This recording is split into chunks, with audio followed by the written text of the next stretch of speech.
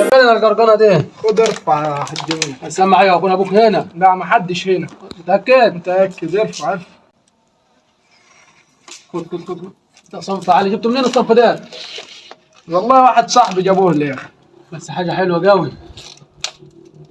وانت عامل ايه الواد؟ الحمد لله. عيار تقيل خلي بالك. حاجه اصل بيور ده ولا ايه ده؟ ايوه بيور والله خام ده. حبيبي اشرب.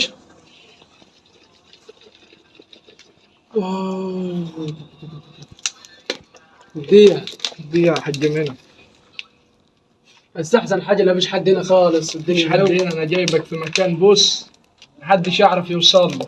حبيبي محمد. دور ده كله بضاعة.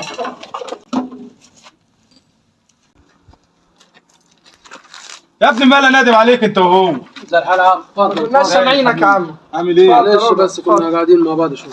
دلوقتي عمك عبد الله الاسطوره عنده عزا وعايزين نروح نعزيه. عزا ايه ده؟ انت يا ابني انت وهو. ايوه يا عم معاه. عمك عبد الله عنده عزا وعايزين نروح نعزيه. انا قلت اجي اخدكم معايا نبقى نخش عزوه برضه وعيله. مفيش مشكلة اروح معاك عادي. ماشي؟ نروح معاك عادي. يلا بينا. يلا.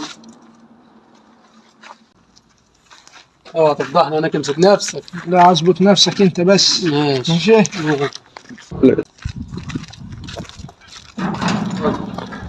السلام عليكم. السلام ورحمة الله وبركاته. عبد الله. تفضل يا بيه. الله يسلم على عمك.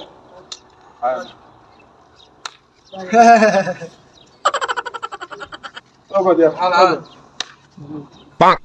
عامل ايه الواد؟ يا ابني نزل الراجل. انا ما شلتوش. نزل ما شلتوش. امال مين اللي شاله؟ اقعد تفضل اقعد يا شيخ. تفضل. عامل ايه يا حاج عبد الله؟ والله الحمد لله تمام. يلا محدش يجي لك في حاجه وحشه وبقاء لله. والله الحمد لله تمام. تفضل. هذا الشاي عم. هذا الشاي بسرعة. هو ايه الاخبار يا عم؟ لا شاي ولا غيره. احنا جايين نعزيك وجايب لك ولاد اخويا معايا. عيال تعجبك دي. يلا البقاء لله. ما حدش يروح لك في وحش. الله يخليك يا حاج. هذا الشاي عم. هذا الشاي بسرعة محمد. هذا الشاي.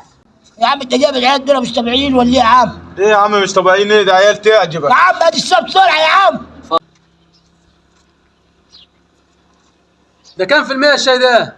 ده 10%. 10% ازاي يا عم باكر يا حاج باكر؟ 10 ازاي بالمية يا عم؟ كل 10% في الشاي يا عم باكر. 10 ازاي يا عم؟ انا غلطان. حقك عليا يا حاج عبد الله. انا هاخد العيال دي وهمشي. قوم يا ابني انت وهو. تعال. هبقى اجي لك وقت تاني. يلا يا عم اتكل على الله. جايب لي 10 بير هنا. انتوا مش طبيعيين ليه؟